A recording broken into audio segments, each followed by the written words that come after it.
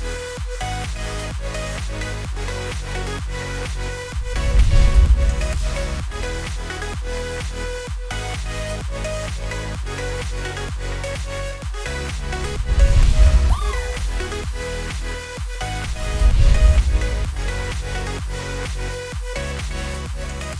right, guys, welcome into SLA, episode number 13, where we're going to be recapping Los Angeles versus Austin and talking about this weekend's big matchup. You got Denver versus Seattle. Before we do that, I am your host, Mitch Mortaza.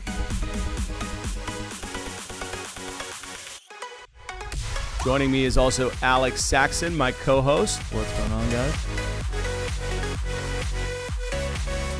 Now, I'm dressed like this because, guys, the only weekend we get, or the only weekend I get, is about 3 hours on a Tuesday. So I'm going to find a golf course somewhere at the end of the show. So I'm dressed like this. So excuse the attire this week. Interesting trip to Austin.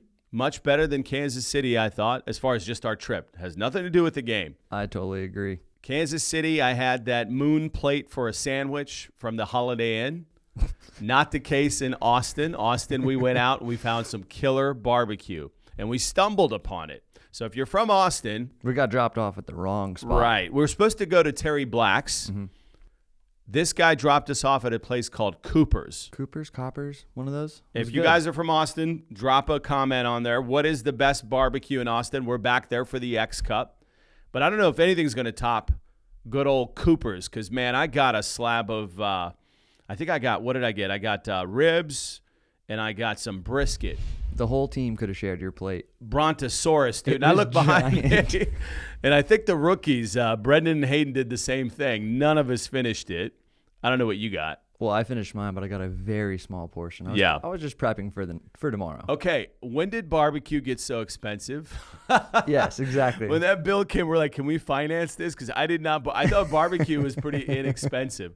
But before we forget off the food subject, I mean, we really did it right in Austin. We did the what did we do? We did the barbecue, but then after the game, the only place that was open was a hole in the wall food truck in a Shell gas station. And honestly, that was the best taco I've had my entire life. I had a chorizo. See, that's how you know that you're with someone from Spain. It's pronounced chorizo. So the food was amazing in Austin. Sketchiest location, though. Very bad. We saw several tweakers, and we're just hanging out. 9 cop cars in one. Yeah, you missed it, Brendan. You missed our meal. The young Brendan, who's our in-studio producer, decided to bail on the crew and go to 6th Street and party with his buddies. How was the party session on 6th Street, Brendan? No? That just a thumbs up. Okay. He probably made the right call. Yeah. Well, I gave up partying on the road years ago, so it was great to see everybody enjoy it the way they want to enjoy it. The game itself, I thought it'd be closer, obviously. You know, Los Angeles coming into the game, a lot of the preseason polls had them at number 2 next to Austin. I knew that was a bit high because whenever you have the most important position, quarterback, not figured out, because you obviously have a first year, and Marissa Lopez was really, I believe, a wide receiver that was converted to a quarterback, that's going to take a lot of time. You know, and I had my doubts about Stephanie Raymond. She surprised us. Same thoughts about Marissa Lopez. I thought maybe she could surprise us. I thought the offensive coordinator / head coach, Rory Derry, could have helped her out a bit because they called a lot of go balls down the, not every pass has to be the home run, especially with a new quarterback. You got to get her confidence up. You got to work underneath. And when they did work underneath, if you remember Jessica Medina, the first year outstanding tight end, who really kind of, I thought, impressed people in the second half. You got to work the underneath routes with Nina Claude, and Jessica Medina and the rest of them. They're 6'1" tight end. I just thought that they got greedy way too early, and when the deep ball stopped working for them, they went to their well, which was their cowbell in effect, and that's Mariah Lopez. And when you see Mariah, the defense started keying on her. So anytime she touched the ball, there was 5 or 6 girls swarming her because they didn't fear the pass anymore.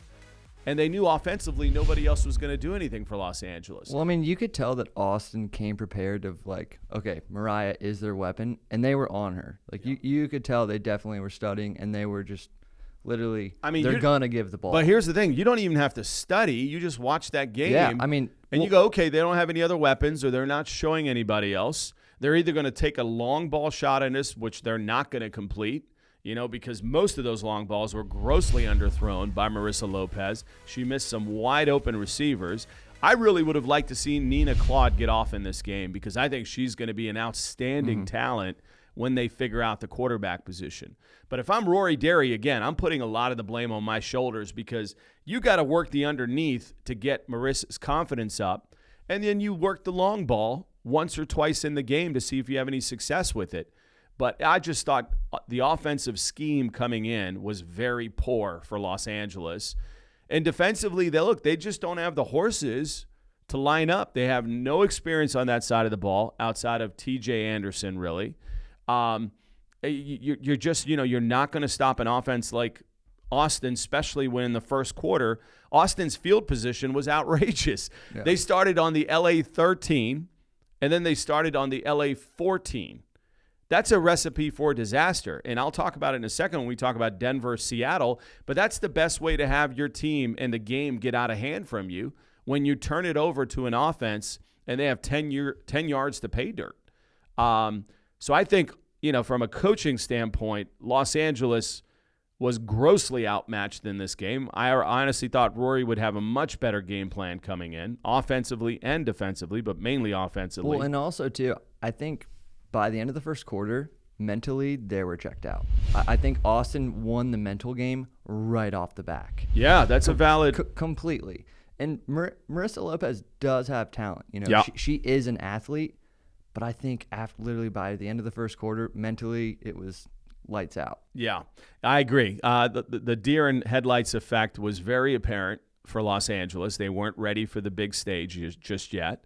And then for the Austin side, let's not take anything away from them. Look, you play who's lined up, and quite frankly, they delivered. Michelle Angel, who we've talked about being the top quarterback, not just in the XLeague, but worldwide as far as women are concerned. She is cerebral. She's got a command of the offense. She's got an incredible arm, and she just is smart. I mean, you saw her checking at the line of scrimmage on multiple occasions. How many quarterbacks do you see doing that consistently? They run a true RPO system in Austin. Their offensive scheme, we're going to see where Seattle is because, the greatest offensive mind that I've ever been around in my former league was Chris Michelson. There's always that debate now. Is it Chris Michelson or is it Mike Oliveira? Who's the big offensive mind in this league? So we'll find out this weekend. But, as far as Austin is concerned, they did what they had to do. Obviously, Chris Daniels, Cassandra Bills really shined on this night. Chris Daniels was just a ball hawk. What, 3 interceptions or two? I believe she had two pick sixes or 2 pick sixes. And dangerous weapon right there. Honestly, all she had to do was play center field because every ball was coming directly to her. Not taking anything away from Chris Daniels. She played one hell of a ball game, obviously. But, it just Austin did what they had to do. And Chris Daniels was able to read that line. It's almost like she knew what was about to happen. She did. They had it. She did. So they scouted Los Angeles pretty well, considering Los Angeles doesn't really have much game film. They did a great job with some adjustments at halftime, I believe. But, the score was 31-7 at halftime. It was pretty wrapped up. I thought Anna was about to be right. Yeah, Ana Garza predicted a pretty lopsided score, and we kind of laughed at her. But look, again, Austin, I think, really asserted themselves as the number 1 pick. Yeah, as the number 1 seed thus far in the league. We'll see how Seattle plays out, what Atlanta looks like here July 9th. That's a curious team as well. But overall, I thought this would be a much closer matched game. But 50-19, give credit to Austin, who goes to 1-0. And Los Angeles will now look to rebound August 13th versus Arizona. Hopefully they shake the cobwebs off. And, I think they'll be all right. For sure. They'll be all right. They have great leadership, good camaraderie in the locker room. I think they're going to be fine. Something interesting happened that I think overshadowed the game earlier in the day that most of the media was entrenched in, and that was me, arguably the best receiver in our game is a young lady named Cassandra Bills. And I put the challenge out there. We did team walkthroughs. I saw Cassandra just kind of lighting it up and lighting the corners up. I said, you know what? Me as an old high school corner. You love bringing this back up. I bet you I can lock her down. And we lined up. And honestly, I had her, as you could see, going inside. But she did a double move on me, which is not cool. And my old 48-year-old hips just gave out. And Cassandra, of course, took it to the house. But, I stood a chance. I was supposed to get safety help over the top. You keep saying you stood a chance. Austin, replay the clip now. We were playing zone coverage. I had the inside. She did a double move over the top. There should have been a safety back there helping me. But I was waiting for next year to be like, well, I didn't have my cleats on, so that's why. Interesting. I've done that before with another young lady years ago in Atlanta, and I got embarrassed against. I think I'm going to hang up the cleats.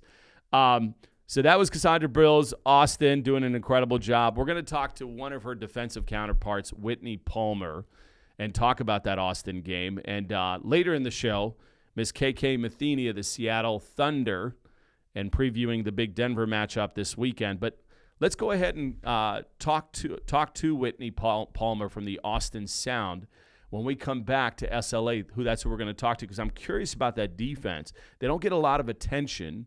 It's been the offense, but really that defense, especially Whitney Palmer at Mike middle linebacker, just shut it down that game. Dude, so she scares me. She's tough. I stood next to her and I was like, yeah, I'm not going toe-to-toe with you. She's ever. tough. So when we come back, we're going to sit down with Miss Whitney Palmer of the Austin Sound. Back after this.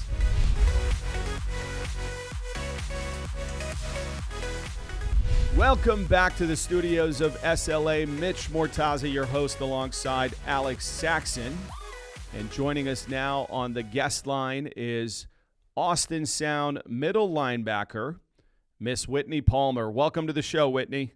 Hey, guys. Thank you for having me today. It's such an honor. I appreciate it. No, you're a baller. We were just talking about it prior to the segment. You really shut it down at the middle linebacker position. We were talking in the previous segment about this game in that, a lot of the attention always goes to the Austin offense because Mike Oliveira is known as an offensive genius mind and certainly a player like Michelle Angel and Cassandra Bills, et cetera. So they get a lot of the attention, but really I thought it was the defense that really shined on that night, especially the play of Chris Daniels in the secondary and what you did to shut down Mariah Lopez in the run game. So, first off, let's before we get into the game, let's kind of talk about you and who you are, because obviously a lot of the fan base are just now getting to learn who the athletes are. So, give us an idea where you're from and how you started your football journey. Sure. Well, actually, believe it or not, I was a softball, soccer, and track star. So when I found out about football and being able to actually put on pads and play with a legitimate league, my mind was blown. Like everything else kind of fell by the wayside. I started playing, I think, semi-pro in 2006, but always played in the backyard with my brother, the boys in the street. They're always really frustrated with the girl whooping them up, being faster than them. And I was like, man, something's got to give. So it was almost like that early dream that came to fruition, being able to play. I've always had a sports background and played as soon as I was out of the womb. So I guess it was kind of inevitable I was going to be doing something bigger than myself and bigger than football, for the young ladies that continue to chase their dreams. I run a strength and conditioning business for young youth, 5 years old up to D1 athletes, and currently train adults as well. So all my kids that watch, they're like, oh my God, I can become a professional. This is so awesome. You practice what you preach. And, ultimately that's my biggest goal, is to continue to impact our youth community and, be a prime example of what poise looks like and never stop grinding. Well, very cool. Very cool. Yeah, you hit on something that's pretty important that we seem to be bringing up pretty much every interview, in that, a lot of our young ladies, look, it's a younger league. Our average age, I believe, is 22 right now. So that's pretty young. I'm not sure a lot of our athletes have really resonated to the fact that, hey, listen, I'm doing more than football here. I've got this social responsibility of being able to be a pioneer in this sport and lay the groundwork for the next generations to come. And I'm glad you realize that fully and are acting on it. That leads me to my next question in terms of the culture, within the Austin Sound. Certainly we've heard they're one of the better run franchises in the XLeague. Talk to us about what that looks like. What are the coaches like, all 30 of them, and certainly, some of the athletes, because I know on that team there's a good age range as well. You have Carol Bernolola, that's not 21. That was safe. And you've got, I think you've got a 21 or 20-year-old and certainly the backup quarterback, Joni Villanova. So talk to us about what that Austin locker room is like. Part of the reason I'm with this team, to start with the coaches, exponential leadership. The discipline, the knowledge, the professionalism. I wanted to be a part of a culture that was going to be all a part of a family unity type deal. And that's something I've never really had before with teams. I'm getting old, man, and I'm very zen. I like to be a part of something that's going to continue to resonate with me, and we can build upon that in the future and set good examples for little ones that are watching us. Young, old, middle on the team, we're all fighting for the same dream. And, it would be kind of irrelevant to fight against each other. We want to showcase our abilities and our talents and what we're truly fighting for. And the coaches believe in us. They don't ever belittle us. They don't ever demean us. They speak with us like professional athletes, and we have a job to do. And point blank period, if you come and you're not prepared, then you're not on the team. This isn't just a, free range, come in when you want to, go do what you want. They expect us to be professional, and that's what we do. We have a job to do, and we want to execute for them because they are putting that much faith in us and our ability. So that's our biggest goal together. And, every time we meet or every time I fly out of town, I'm excited. I'm 35. I don't really get excited about much anymore. And I look forward to going to Austin every weekend. Every time I see Coach O, every time I see all the rest of the coaches, their knowledge helps me grow. And that's been a challenge because I am a coach. I'm a trainer and an athlete. So the fact that they let me set my job aside as far as work in real life, and I actually get to be a student, is huge for me. I love that. They don't ask me to do anything else outside other than just be a player. And that's exactly what I wanted. Yeah, look, you've kind of reasserted everything we've thought about Austin in terms of how that franchise is run and no nonsense. Certainly he has shaken up that roster quite a bit in the last 2 years. There's a lot of new faces, a lot of new leaders on that team, and certainly Whitney Palmer, I think, is part of that mix now. So, Whitney, let's talk briefly about the game on Saturday night. What were your thoughts? Did you feel that you guys were going to have that easy of a time with Los Angeles? What surprised you, and what did you see out there that you kind of knew was going to happen? Honestly, the way we're coached, and me personally as a player, just my own personal going into a game, we live with all humility. We don't ever go in there like overly confident or cocky and live with arrogance, because anything can happen. Athletes all over can surprise you with, their heart and their grit when the ball game's on the line. So we knew we were going to have a challenge, but we also knew there were some inexperienced players as far as the team as a whole. And we knew like the building blocks that we had were probably a little bit more strengthened than LA. And we bond and mesh really well together, and practicing, doing our solo workouts at home when we don't have the team, and then, being compatible when we do meet. So we knew we had a force to be reckoned with when we were all going to meet on the field and get ready to do our jobs. Now, as far as LA, I kind of already assumed I had a target on my back.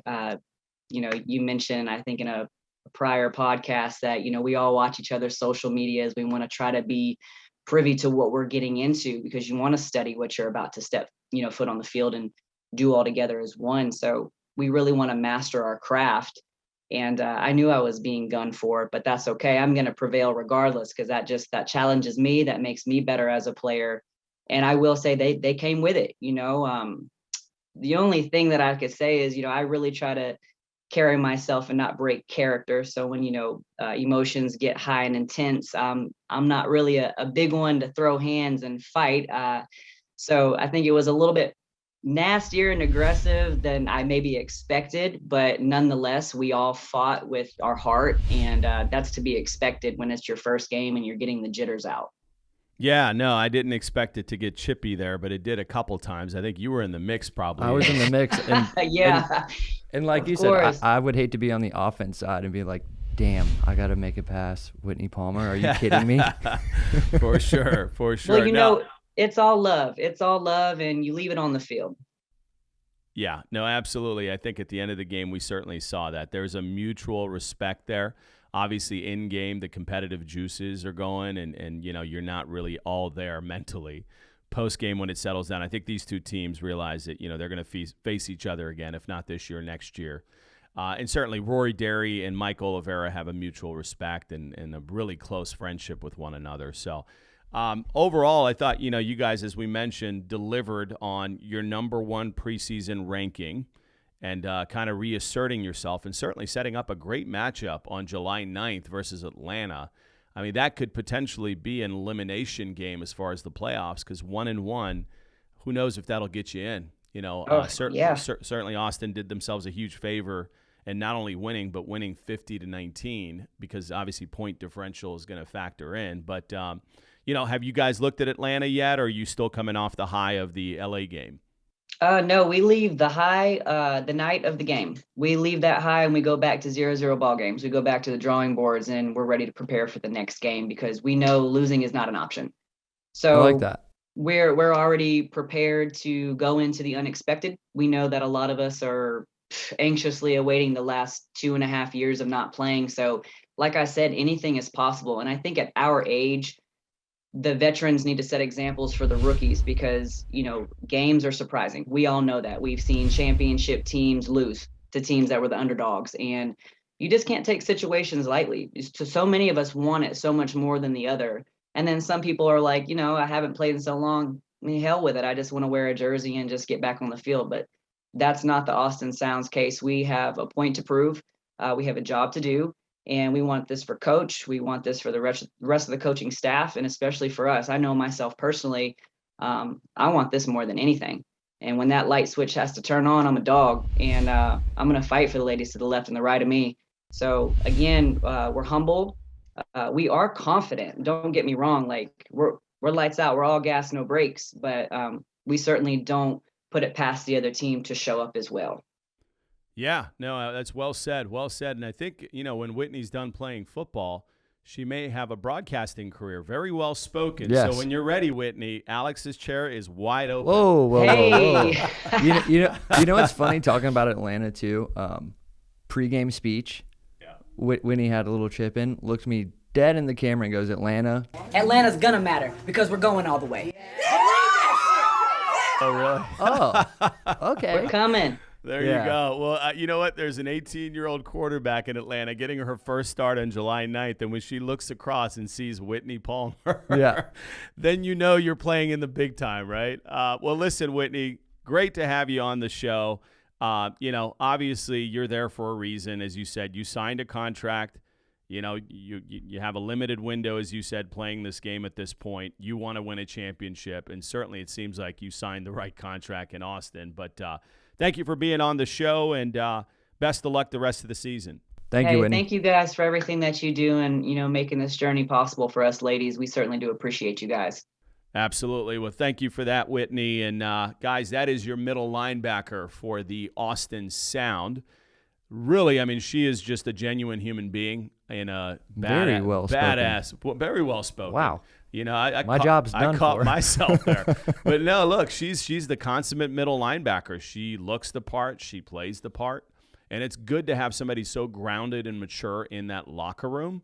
Again, you're dealing with a league that has a lot of young athletes. As Whitney mentioned, you know, you got to have some senior leadership in there that kind of guide them through this process, right? And I think Austin certainly found a gem in Whitney Palmer to really man that defense on the front line. And then you've got people like Chris Daniels and Cassandra Bills in the secondary. So, again, an impressive win for Austin. Certainly they have all the tools working. Whitney Palmer at the head of it, and we'll see how the rest of the season shakes out for them. Let's talk about this weekend's game when we come back. We've got another longtime veteran football player, somebody with a lot of personality, somebody I've known for over the years and love seeing her develop at the One position. of my favorites. That is Seattle Thunder quarterback KK Matheny when we come back to SLA. See you guys in a few.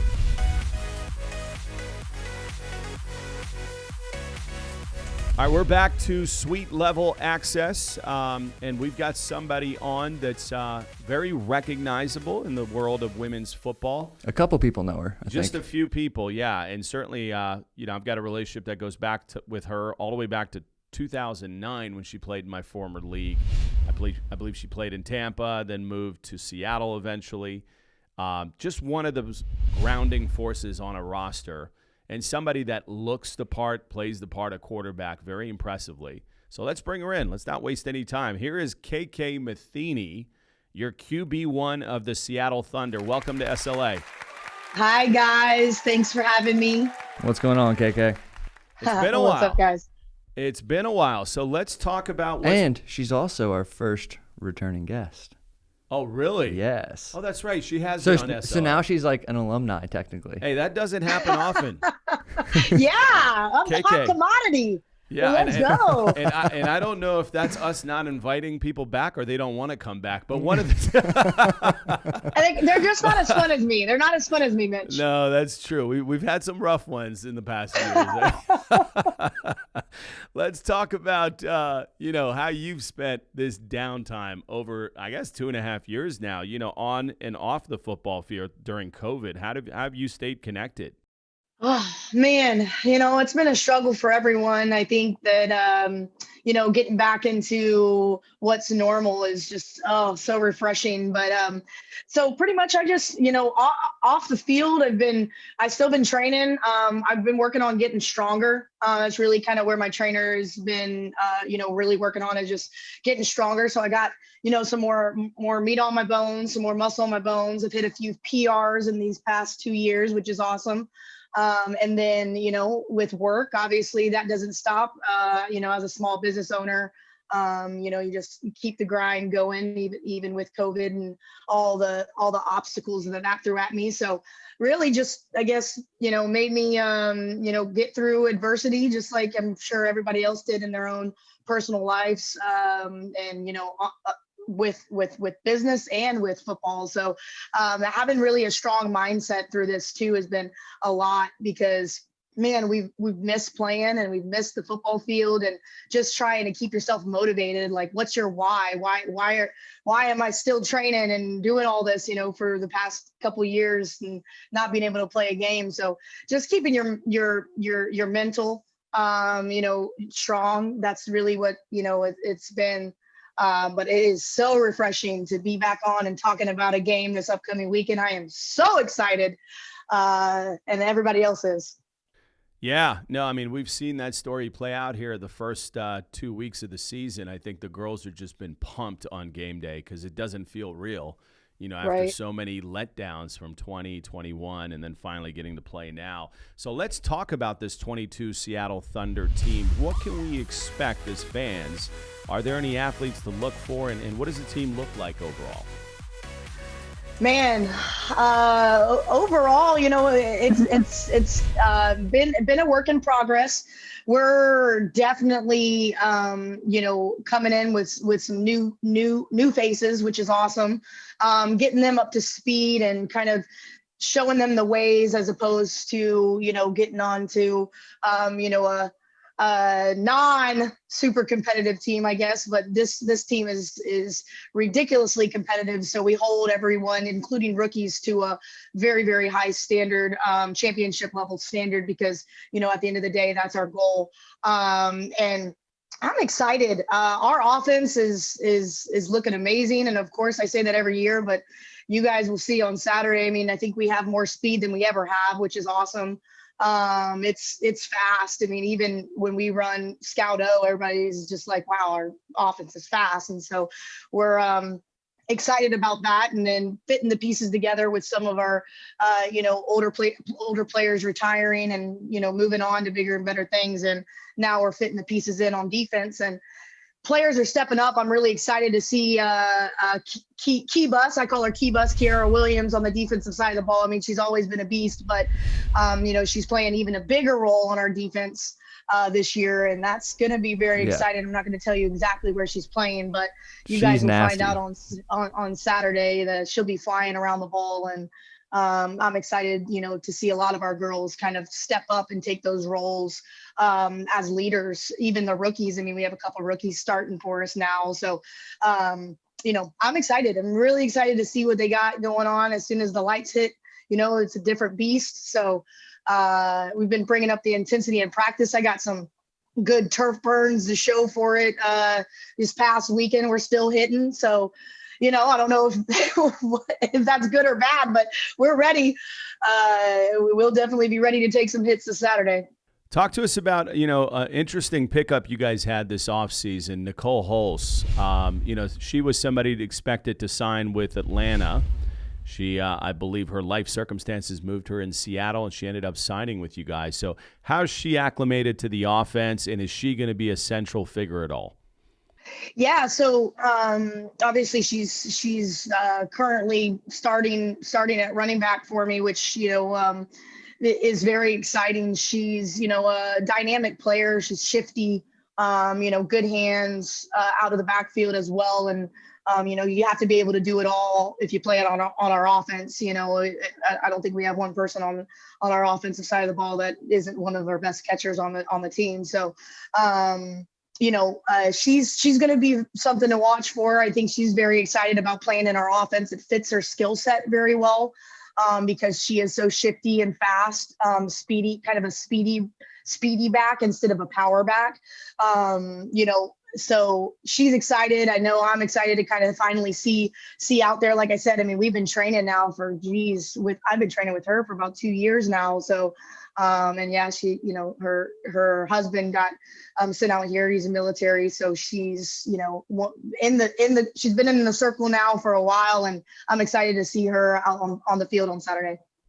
Yeah, and how much about Saturday? I mean, obviously, we don't have any game film on anybody who hasn't played yet, so it's very difficult to prepare for an opponent, especially an opponent that hasn't gotten a lot of praise this offseason, in the Denver Rush.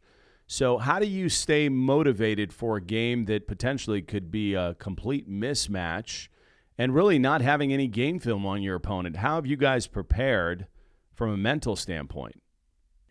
We just prepare always kind of within as far as against each other and against ourselves because we feel as if, we can beat the best, thinking that, that best is us, then, we can beat anyone that we face on the field. So really, yeah, I mean, it is different going into a game and not having game film and scouting reports on a specific opponent. We're definitely not taking Denver for granted. They've been grinding just like we have in the off season. So, I expect them to come out and make a name for themselves and, try to, establish themselves in the league, and, in the XLeague. And we're not taking anybody for granted, that's for sure, and looking past anyone. So really what we've been doing is just beating each other up in practice. And like I said, if the ones can go against the ones on offense can go against the ones on defense, and we can still score on them and they can, give us some pushback, then we feel like we can, really compete with anybody that we face.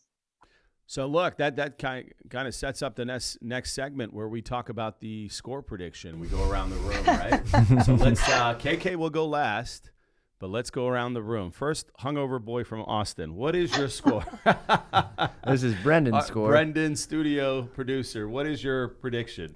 I got a 42-20. 42-20. Who's winning? Denver? Seattle. Oh, Seattle. He's got Seattle. Okay.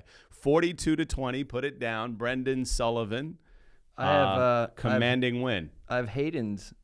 He's not here with us today. We got another producer chiming in. Hayden's gonna go with 48-0. 48 Seattle to 0. skunking.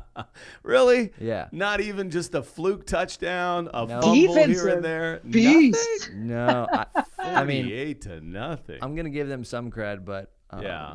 I've seen Come Seattle on, guys. play Give them before, some love. and Have I you know, been to Denver? It's a beautiful city. Well, I mean, beyond the beautiful city, I've seen these girls play before, Jesus. and I'm going with Guys the are ruthless. Yeah. Oh yeah, and I'll totally take this one on the head, Denver. I'm so sorry, but I'm gonna go with a 52-13. 52-13. So closer to this weekend's score of 50-19. LA Austin.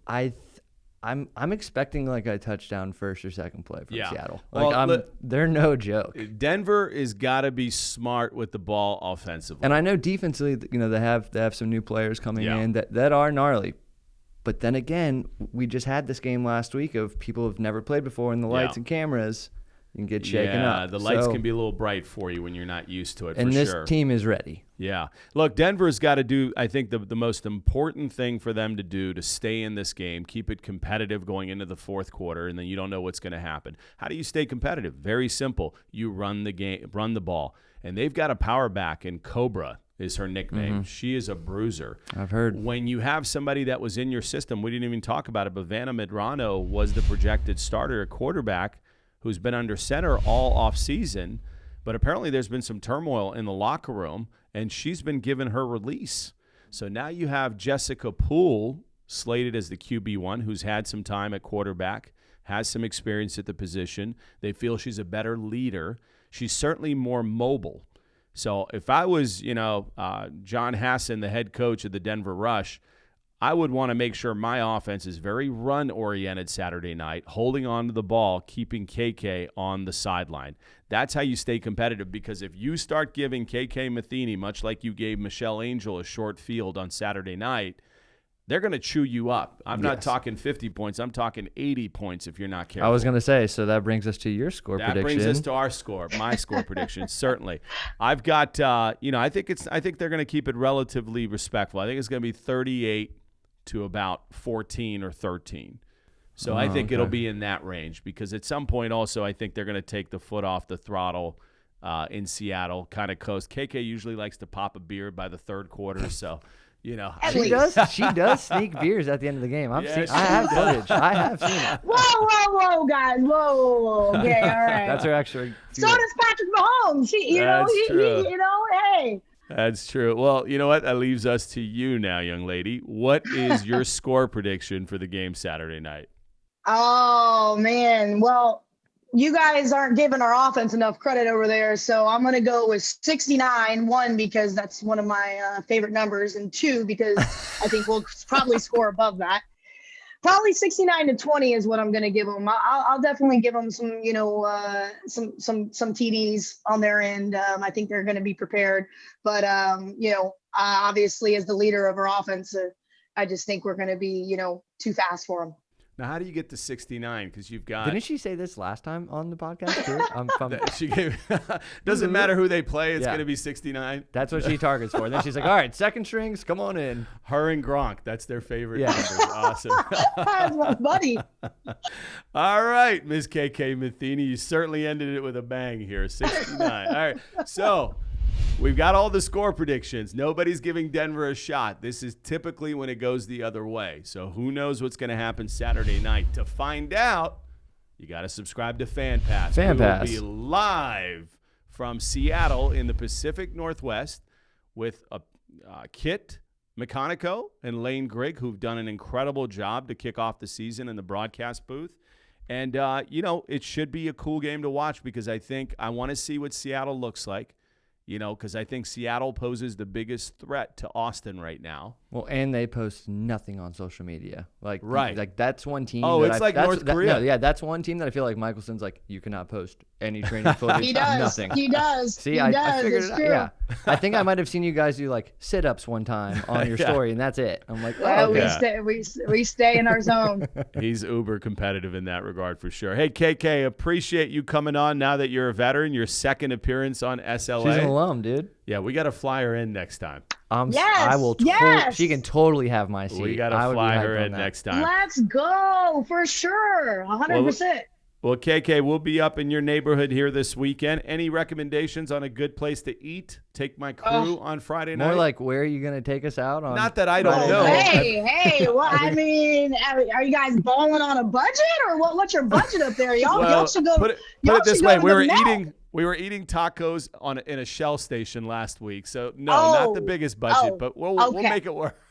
All right. Well, then the Mets off the table. The Mets off the table then. Yeah. No, what's the place we always go to? Gauchos.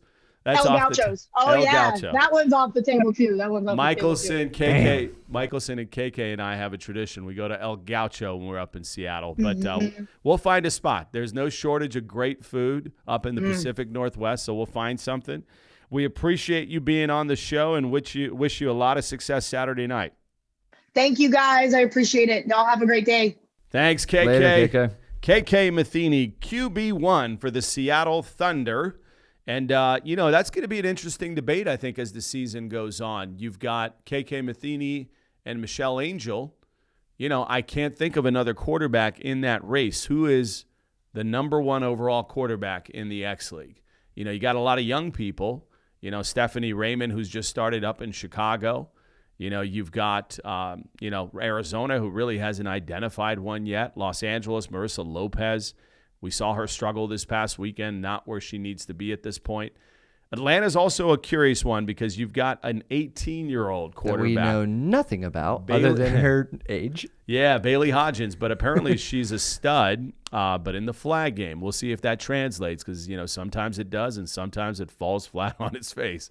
So we will see how that works. But honestly, the two quarterbacks to watch without a doubt are going to be Michelle Angel and KK Matheny, which could lead to being your X-Cup matchup. I mean, those two names are always brought up as some of the best quarterbacks, especially in women's football.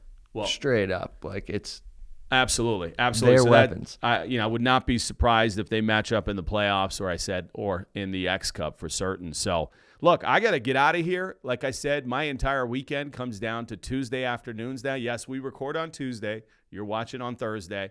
But my weekends are now about 2-hour span Tuesday afternoon, and I'm dressed like this because I'm going to go on to the links here shortly. So the links? Is that what you call that's what we call it. That's when you get older, pushing 50, you say stupid stuff like that. Damn, Brendan, can you play golf? You can play golf? Yeah. All right. I'm putting bets on Brendan over you then. You know what? He's supposed to be good. He hasn't taken me up on a round yet, but we'll make that happen. Well, thanks for joining us, Miss KK Matheny, Miss Whitney Palmer on the show. Next week we'll have more guests previewing the next game, which we take a little break for the 4th of July, but we come back July 9th in a blockbuster matchup. Austin Sound going to Atlanta to battle the Empire. So we'll preview that game on July 9th. But for this one, it's a wrap. We're out of here. We will see you next week.